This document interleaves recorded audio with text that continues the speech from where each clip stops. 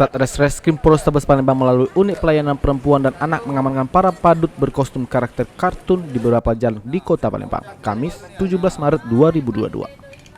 Dipimpin langsung oleh Kanit Perlindungan Perempuan dan Anak Ibtu Vivi Sulaiman, belasan badut dan pengamen diamankan di Mapolrestabes Palembang.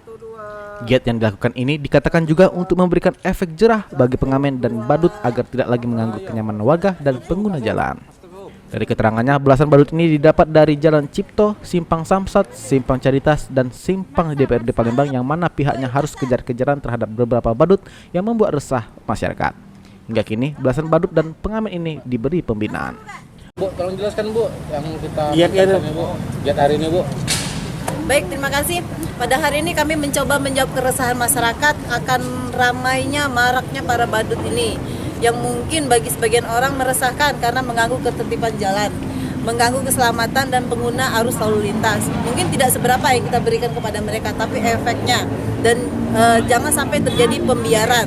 Apalagi bagi kami dari pihak kepolisian, kami mencoba memberi efek jerah bagi mereka. Bu, terkait orang yang menyakitkan anaknya Bu untuk perjalanan itu akan kita dalamin kembali apakah ada tindak pidana di situ, apakah ada eksploitasi anak. Lokasi penangkapan lokasi diamankan. Kami amankan dari beberapa titik di Kota Palembang. Yang pertama yaitu di Jalan Sucipto ya, Jalan Cipto ya kurang lebih.